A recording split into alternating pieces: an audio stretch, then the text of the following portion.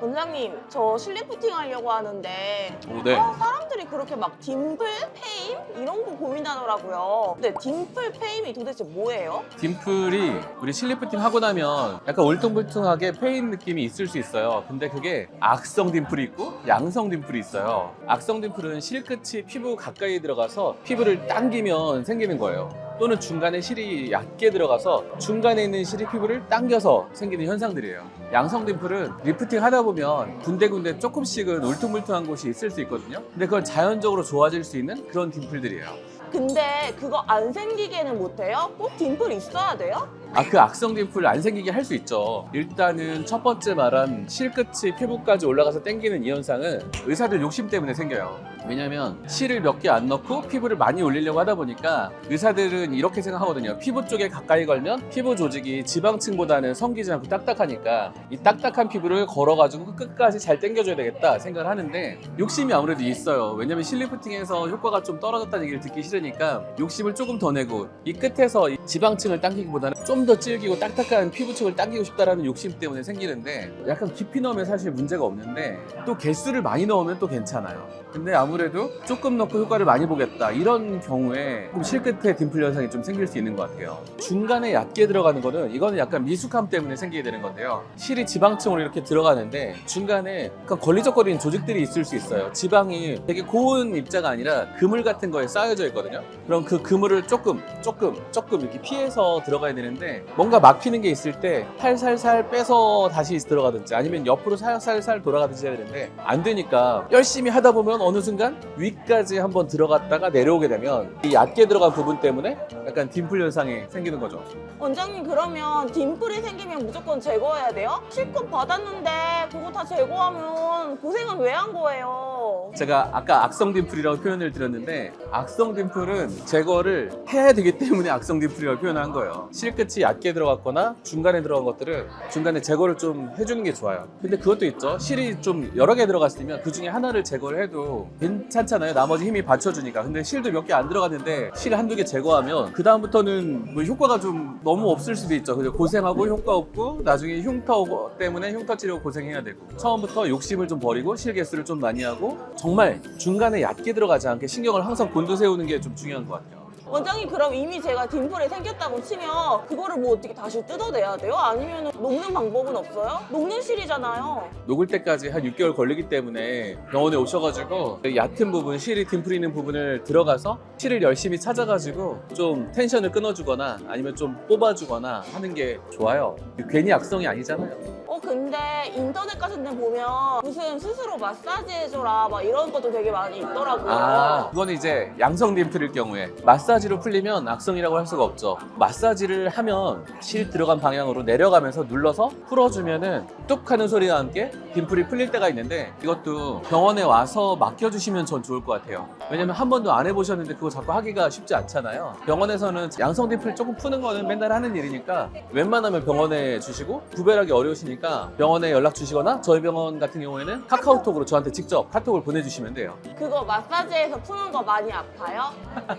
좀 무섭기도 하고 왠지 실제 많이 아프다기보다 아플 것 같잖아요. 저도 제가 제 얼굴에 딤플 풀려면 좀 무서울 것 같은데요. 아플 것 같잖아요 하고 무서울 것 같은데요라고 하면은 아프다는 뜻이잖아요. 좀 아파하시는 것 같아요. 근데 엄청 아파하진 않으세요. 보톡스 맞는 정도? 백신 주사 맞는 정도.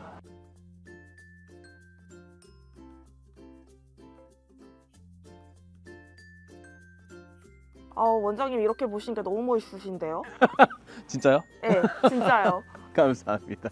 근데 아까 실리프팅 얘기하던 거 있는데 네. 실리프팅 그 딤플 현상 말고 실이 튀어나오거나 살 밑에 비친다? 이런 말도 있더라고요. 그럴 수 있죠. 그거 왜 생기는 거예요? 일단은 실이 튀어나오는 거는 의사들이 조금 또 욕심을 부려서 그래요. 왜냐면 피부 속에 남아있는 실 길이가 길수록 올라가는 힘이 세거든요. 그러니까 되도록이면 실을 길게 남겨놓고 싶은데 원래 남은 실을 쭉 당겨가지고 쫙 피부를 민 다음에 커트 해줘야 되거든요. 근데 최대한 이 실을 많이 남겨놓고 싶다 보니까 구멍과 실의 거리가 가까운 거예요. 근데 그러다 보니까 조금 웃거나 또는 약간 좀 세수하거나 할 때 바깥으로 살짝 이제 비쳐 보일 수가 있는 거죠. 이거에 대해서는 욕심을 이제 버리는 게 좋아요. 다른 방법으로 실을 좀 개수를 많이 넣던지 아니면 좀 더 튼튼한 실을 쓰든지 아니면 돌기가 좀 더 확실한 실을 쓰든지 이렇게 해가지고 많이 올리는 게 좋지. 물론 처음에 실 리프팅 배울 때는 의사들이 이런 오류 저런 오류들 겪어가면서 이제 배우잖아요. 그러니까 그때는 그럴 수도 있죠. 네.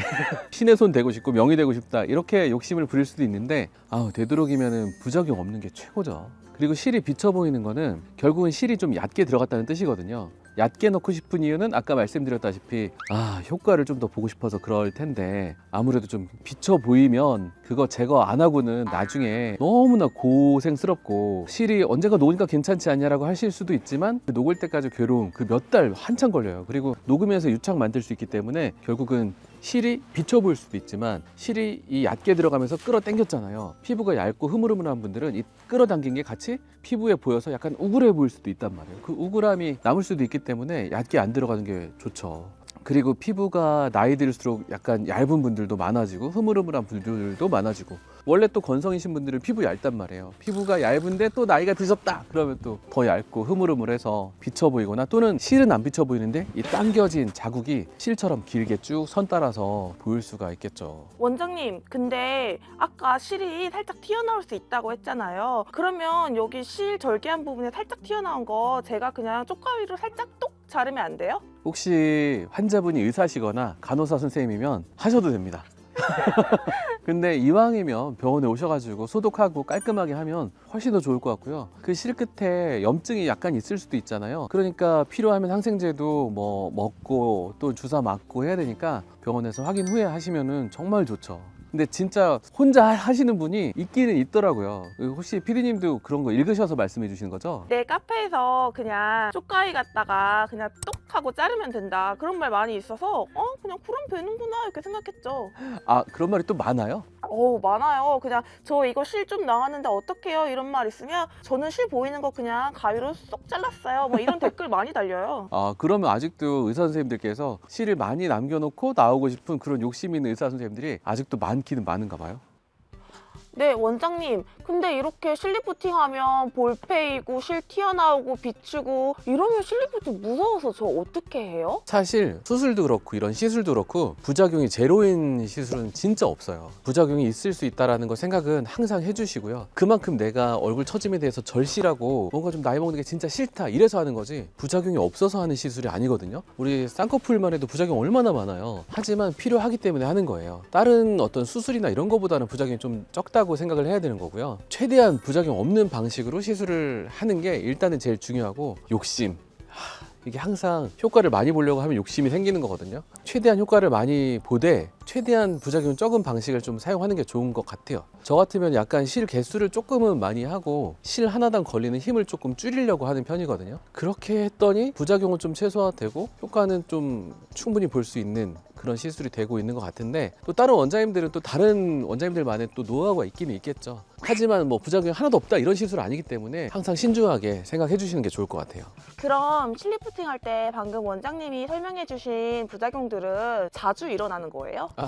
아니요, 자주 일어나진 않고요. 저도 실리프팅을 2번 받았고 구슬쌤은 지금 5번 받았잖아요. 그리고 6번째 지금 하고 싶다라고 얘기해 주셨고 저도 지금 실리프팅 한 지가 좀 오래됐어요. 그래가지고 지금 마지막으로 한 지가 한참 지나가지고 저도 빨리 받고 싶어요. 그러니까 저도 부작용을 맨날 잘 알고 그거에 대해서 처치를 하는 입장이잖아요. 근데 저는 지금 너무 받고 싶다. 받은 지 너무 오래됐고 제가 지금 짬이 안 나서 못 받고 있는 거지 시간 나면 좀 빨리 받고 싶다 이런 느낌입니다. 그렇게 그 부작용이 잘만 시술이 되면 너무 치명적이거나 막 너무 자주 오거나 그런 시술은 아니에요. 부작용이 사실 엄청 많다 하면 지금처럼 이렇게 실리프팅이 대중화되지 않았겠죠. 그럼 원장님, 저 원장님 믿고 원장님한테 실리프팅 받아도 되죠?